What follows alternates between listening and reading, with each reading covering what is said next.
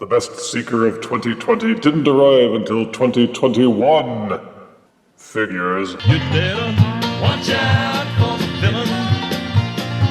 He may be heading for your town. We reviewed Earthrise Starscream, then the Target exclusive Skywarp and Thundercracker 2-pack, then the Amazon 2-pack remolds of Dirge and Ramjet. Now at last comes the final of the classic Generation 1 Seekers. Thrust was a member of the 3 cone-headed Seeker jets of Generation 1 and arguably the coolest of the lot. He had the best colors, and also his wings had VTOL turbines on them for additional thrust.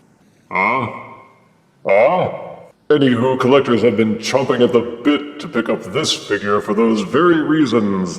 And Hasbro teased us by making it a Target exclusive and making sure this was the last Seeker to be released. If stimulating demand was their objective, it certainly seemed to work, for this figure has been hard to find and even harder to obtain. The box's standard Earthrise Voyager with clear plastic window to show off the figure. This Target exclusive bills him as one of the Cybertronian villains like Target did with the Thundercracker Skywarp box set. Earthrise artwork is on the side panel, and photos of both modes on the back with his faction symbol. His alt mode is drawn on the slanty panel. Now let's open his box and see if he was worth the wait. Watch out for the villain. Out of box, Voyager Earthrise Thrust comes with 2 matching black weapon accessories. He also comes with an instruction booklet, and like most of the exclusive releases, this one has no stats for Thrust at all. No stats.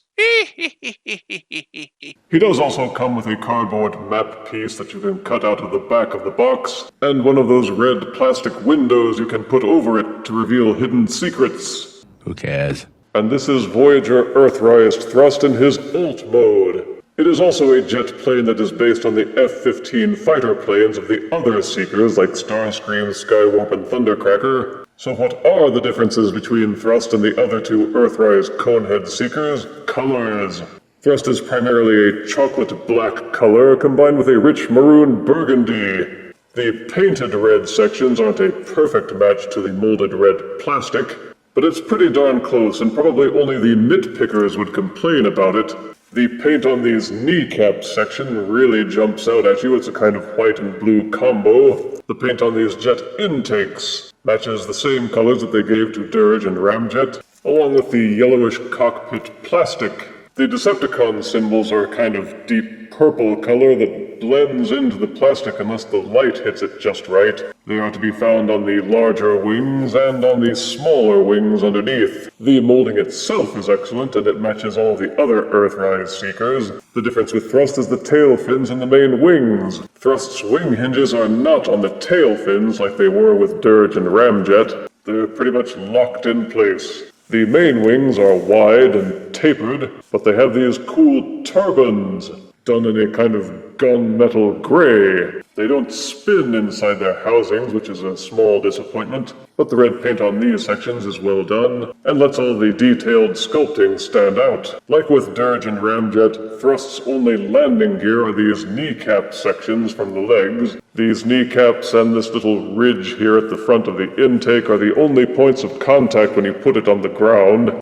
And once again, these knee sections, which would fold under the robot codpiece in alt mode, do not do so with this figure, since it uses the same molding and sculpting as Ramjet and Dirge. So you get this ugly gap underneath the plane. And like all of the other Earthrise Seekers, there's this big old hole underneath the nose cone. There are hinges here so that you can angle the wings upwards if you want, but otherwise there's nothing to really complain about.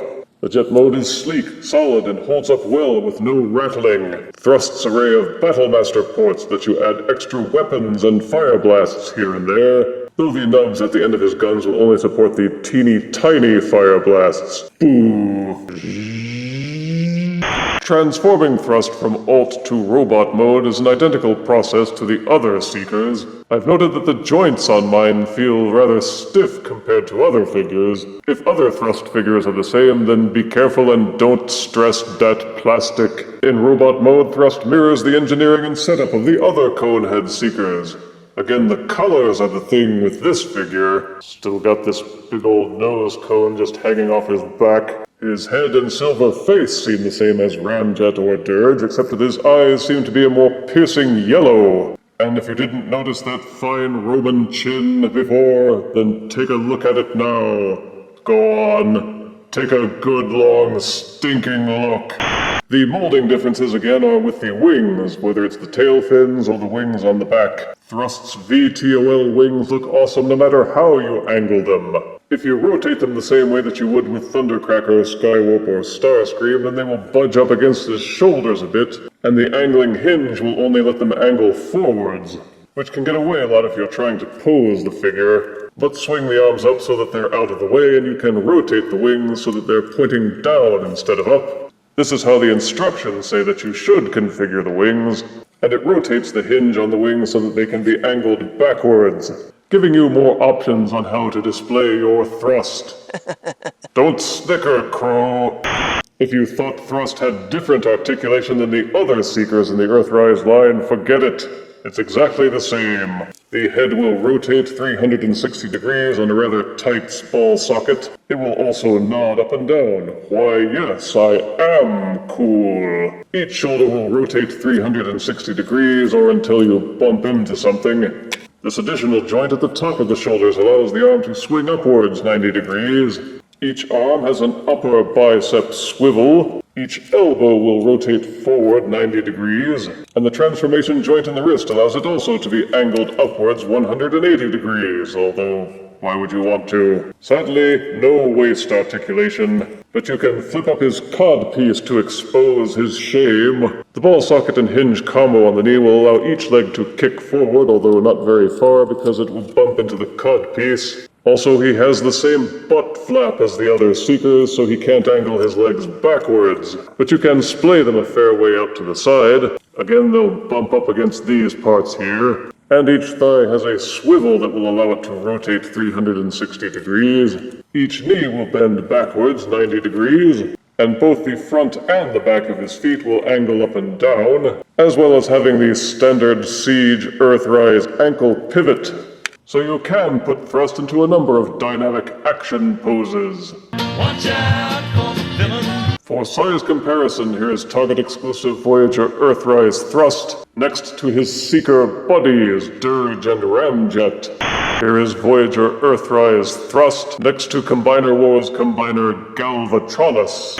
And here is Voyager Earthrise thrust next to Deluxe Thrilling 30's wannabe Windblade. Seriously, all they did with Windblade was take thrust and turn it into a fembot. For aesthetics alone, thrust was worth the effort to obtain, in my opinion. Sure, it's a remold of Earthrise Starscream, but it's a fine figure all by itself. If you are confining your Seeker purchases to only a few, and are wondering which ones to get, then I'd put thrust at the top of the heap. Positives are that he's based on an excellent mold from the Earthrise line. The plastic is solid, the colors are dark, but still go together well. There is excellent detailing along with some Battlemaster compatibility. The transformation is now familiar and therefore easy to handle, and he just looks cool. The colors in the wing turbines just seem to give him a je ne sais quoi that sets him above other Seekers even though they are based on the same mold. Negatives are that it is just a remold. As such, people who already have an Earthrise Seeker may bat this one aside as unnecessary. It has the same positives, but also the same drawbacks as the other Earthrise Seekers. There is no landing gear. The front of the jet mode has an ugly gap underneath. He has the same knee issue in jet mode as with Dirge and Ramjet, with that ugly gap underneath the knee plates. The paint applications are a bit sparse. He could have used some pinstriping on the rear tail fins to be more Generation 1 accurate. His weapon accessories are exactly the same as Dirge and Ramjet. They might have tried giving him something different. The Seeker mold doesn't have as much Battlemaster compatibility as other Earthrise figures. The joints feel a little too stiff on my copy, and I've been very leery of putting stress on the arm plastic especially. But those are all just minor complaints. Whether you get him as a standalone Seeker, or if you're trying to top off your Earthrise Seeker collection, thrust was well worth the wait and earns 9 out of 10 deaths. Sure, he's a bad guy, but he's still good. If you refuse me, honey, you lose me, then you'll be left alone. Oh, baby, tell them all and tell me I'm your own. It's hard to digest as the sun sinks in the west and the villain rides off with the girl. You'd better watch out for the villain. He may be heading for your town. You'd better watch out for the villain. Get off the streets before the sun